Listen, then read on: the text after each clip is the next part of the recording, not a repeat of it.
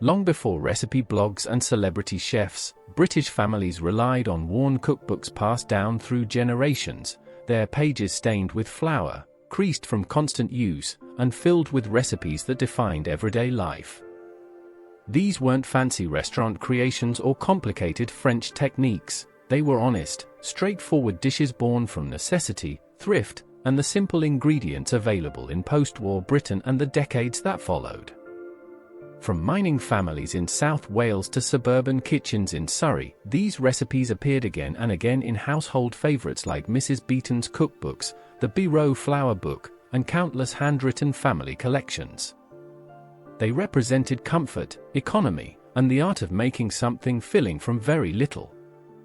Today, we're counting down the 10 most iconic British dishes you'd find in those trusted old cookbooks, the recipes that shaped a nation's palate and brought families together around the kitchen table. Let's begin. Number 10. Toad in the Hole. Toad in the Hole appeared in nearly every British cookbook from the 1950s onwards, and for good reason. It transformed inexpensive sausages into a proper family meal. The recipe was beautifully simple: arrange pork sausages in a roasting tin, pour over a basic Yorkshire pudding batter made from eggs, flour, and milk, then bake until golden and puffed. Working-class families across the country relied on this dish because it stretched a small amount of meat to feed 4 or 5 people. The sausages would sizzle and spit in a hot fat, filling the kitchen with that unmistakable savory aroma, while the batter rose around them into crisp, airy edges. Served with onion gravy and mashed potatoes, it was Monday night comfort on a plate. Speaking of hearty puddings, our next dish took that concept even further. Number 9. Spotted Dick. Spotted Dick became a school dinner institution and appeared in cookbooks as the quintessential British steamed pudding. The recipe called for suet, flour, sugar, dried currants or raisins, and milk, all mixed into a dough, rolled into a cylinder, wrapped in muslin cloth, and steamed for hours until firm and springy. The spots came from the dark fruit scattered throughout the pale, dense sponge. Grammar school children and factory workers alike knew the sight of thick slices served with hot custard, the steam rising as you cut into it. The texture was heavy and filling, exactly what was needed during cold winters or after a long shift. It wasn't delicate or sophisticated, but it was reliably satisfying and made from store-cupboard basics. These steamed puds had a close cousin that appeared at tea time instead. Number 8. Welsh Rarebit. Welsh rabbit featured prominently in mid-century cookbooks as a quick, satisfying supper when something more substantial than toast was needed.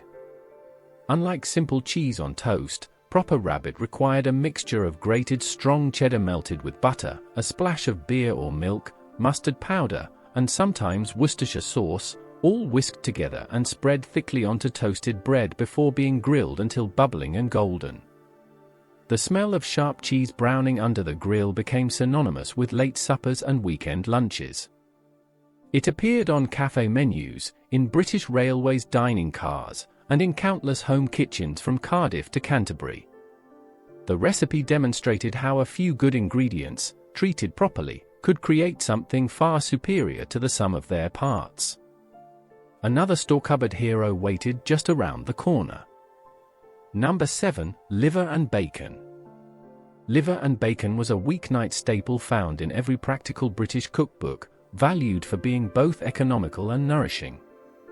The method was straightforward: slice lamb's or pig's liver thinly, dust it lightly in seasoned flour, then fry quickly in hot fat alongside rashers of streaky bacon until just cooked through. The liver remained tender if not overdone, and the bacon fat added richness to the simple pan gravy made with onions and a splash of stock. Mothers served this to growing children for the iron content, while it appeared regularly on working men's plates across industrial towns. The metallic, mineral smell of liver cooking divided opinion even then, but for many families it represented good, affordable protein that filled you up. From organ meats, we move to something altogether sweeter and more celebratory. Number 6. Bread and Butter Pudding. Bread and butter pudding epitomized the British philosophy of wasting nothing, and every cookbook offered a version of this thrifty dessert. Stale white bread was buttered, cut into triangles, layered in a dish with dried fruit and sugar, then covered with a custard mixture of eggs and milk before baking slowly until set with a golden, slightly crisp top. The recipe transformed yesterday's leftover bread into something genuinely comforting and sweet. The smell of vanilla, nutmeg, and toasted bread filled the kitchen as it baked, promising something warm and soothing to follow the main course. From terraced houses in Lancashire to farmhouses in Devon, this pudding appeared on Sunday tables and provided a touch of indulgence from the most basic ingredients. It proved you didn't need exotic components to create something memorable. If you're enjoying this journey through Britain's classic cookbook recipes, give this video a like and consider subscribing to Britain Rewind for more nostalgic looks at the food, traditions, and everyday life that shaped modern Britain. Your support helps us continue exploring these wonderful culinary memories. Now, let's continue with our top 5. Number 5. Cottage pie. Cottage pie claimed a place in virtually every British cookbook as the ultimate way to use leftover cooked meat, usually Sunday's roast beef or lamb, minced and cooked with onions, carrots, and gravy. The mixture was spread in a dish and topped with creamy mashed potato, often forked into patterns, then baked until the peaks turned golden brown. The name distinguished it from shepherd's pie, which used lamb specifically, though many families used the terms interchangeably. The smell of savory mince bubbling beneath that comforting potato crust became the essence of Monday night thrift and warmth. From post-war kitchens to modern freezers, this dish endured because it combined economy with genuine satisfaction, proving that yesterday's roast could become today's family favorite. Another mince-based classic followed close behind. Number 4. Corned beef hash. Corned beef hash appeared in cookbooks throughout the rationing years and beyond as a reliable, filling meal made from tinned corned beef, a store-cupboard essential in millions of British homes.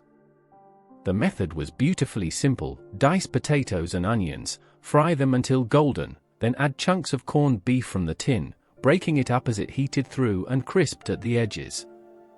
Some versions included leftover vegetables or a fried egg on top.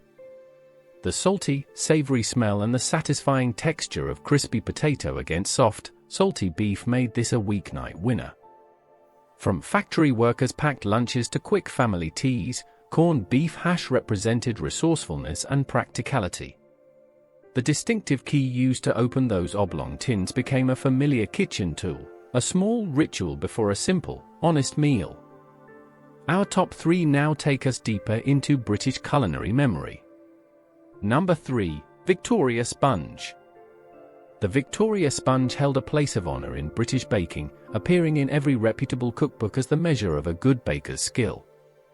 Named after Queen Victoria herself, this seemingly simple cake demanded precision: equal weights of butter, sugar, eggs, and flour creamed and folded into 2 light sponge layers, baked until golden, then sandwiched with raspberry jam and dusted with caster sugar.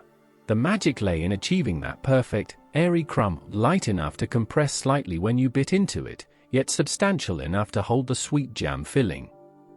The sight of a Victoria sponge on a cake stand signified special occasions, Sunday teas, village fetes, and family gatherings. Its presence announced that effort and care had been taken. This cake represented British baking at its most elegant yet accessible, a tradition passed from grandmother to mother to daughter through those treasured, flour-dusted cookbook pages. Number 2. Steak and kidney pudding. Steak and kidney pudding commanded respect in British cookbooks as a dish requiring time, patience, and proper technique, the kind of meal that defined Sunday dinner in countless homes. Cubes of beef and kidney were sealed with onions, seasoned, then enclosed in a suet pastry crust lining a pudding basin, covered, and steamed for 4 to 5 hours until the meat became tender and the pastry absorbed all those rich, savory juices. When turned out onto a serving plate, the pudding emerged as a glistening dome, the pastry golden and slightly translucent from the fat and gravy within. Cutting into it released a cloud of meaty steam and that deep, distinctive aroma. This wasn't quick midweek food, it was an occasion, a demonstration of traditional British cooking at its most substantial and satisfying, connecting families to generations of Sunday tables before them. Number 1. Apple Crumble. Apple Crumble takes the top spot as perhaps the most beloved British pudding found in cookbooks across every decade. The recipe's genius lay in its simplicity and adaptability: peeled, sliced cooking apples, Bramleys, usually, tossed with a little sugar and perhaps a handful of sultanas, topped with a crumble mixture of flour, butter, and sugar rubbed together until it resembled breadcrumbs, then baked until the fruit bubbled and the topping turned golden and crisp. The smell of baked apples and buttery crumble filled homes from September through winter, promising warmth and sweetness after simple main courses.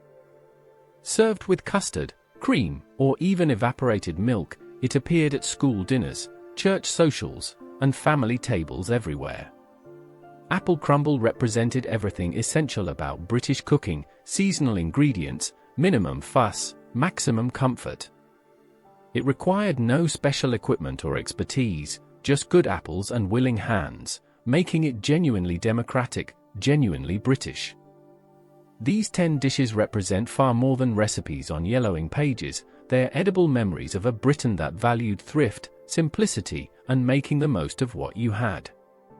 Each one tells a story of families gathering around kitchen tables, of mothers and grandmothers teaching daughters the proper way to make pastry or the right consistency for batter, of the smells and textures that turned houses into homes.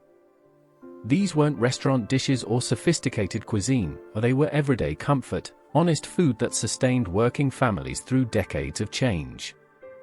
The cookbooks that preserved these recipes became treasured possessions, their stained pages and handwritten notes testament to countless meals prepared with care. We'd love to hear which of these dishes brings back memories for you, or if there's a classic British recipe we've missed that deserves recognition.